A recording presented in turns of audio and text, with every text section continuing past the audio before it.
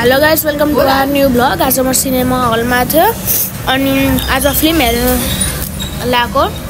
अनि यो मलको नाम चाहिँ सिटी स्क्वायर हो।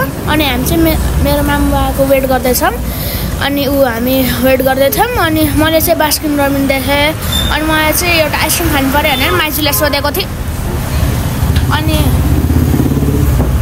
त्यसपछि चाहिँ हामी एकछिन आइसक्रिम खाँदा हामी सबैजना आइपुग्यौँ।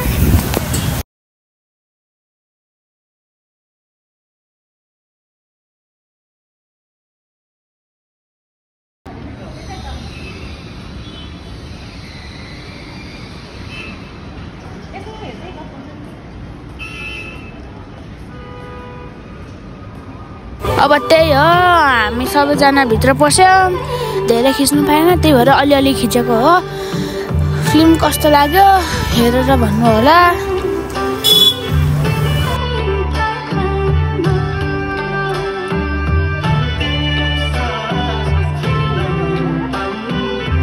म अब चाहिँ अलिकति इन्टरभ्यू जस्तो लिन्छु थोरै है। फेरि कस्तो लाग्यो आजको फिल्म चाहिँ?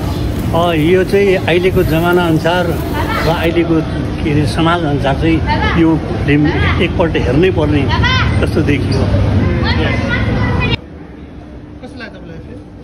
मलाई राम्रो लाग्यो। अलिअलि बुझेन, तर ओभरअल राम्रो छ। तपाईँहरू पनि हेर्नु होला।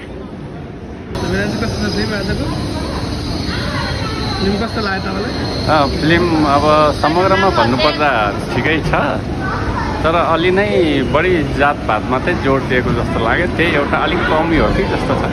अरू त समग्रमा राम्रै छ।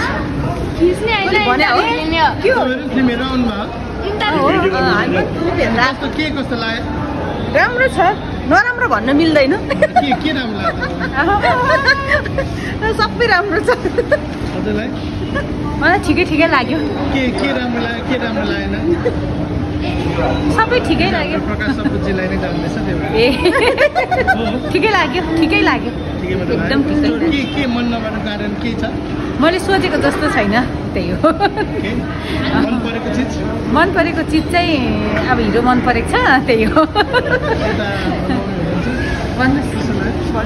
प्रकाश सपुतको चाहिँ अब रोल मन पर्यो मलाई चाहिँ सबैभन्दा।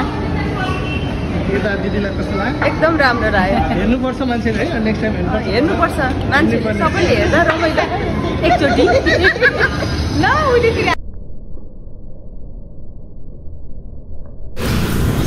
सो त्यो थियो इन्टरभ्यू। अनि फिल्म राम्रो थियो। ओभरअल फिल्म त राम्रो थियो। हामीले सिटी स्क्वायर मलमा हेरेको छौँ। तपाईँहरू पनि अरू तपाईँको घर नजिकैको मलमा हेर्नु होला। त्यसको आजको भिडियो त्यति थियो। बाई। अनि अब चाहिँ हामी घर जान्छौँ। ट्याक्सी पनि आयो, त्यही हो। सो त्यो ट्याक्सीमा जाने हो मेरो मामाहरू। म चाहिँ बाइकमा जाने हो।